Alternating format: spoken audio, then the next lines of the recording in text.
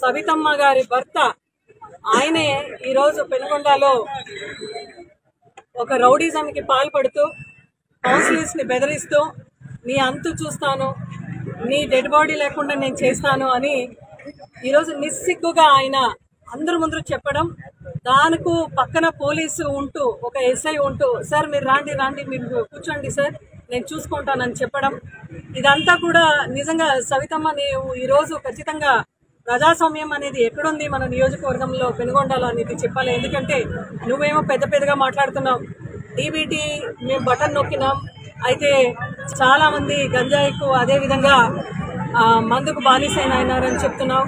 నీ భర్త చూస్తే లిక్కర్ షాపు బెల్ట్ షాపులు ఓపెనింగ్ పోతున్నాడు, మళ్ళా నువ్వేమో వేదాలు చెప్తున్నావు.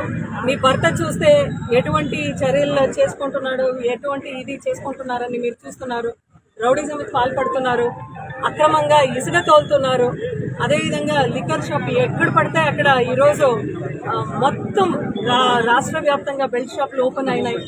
మళ్ళా ఈరోజు ఖచ్చితంగా కూటమి ప్రభుత్వం దీనిపైన ఎక్కడెక్కడ బెల్ట్ షాపులు ఓపెన్ అయినాయి అక్కడంతా నిజంగా మహిళలందరికీ కూడా కొద్దిగా ఇబ్బందికరంగా ఉంది.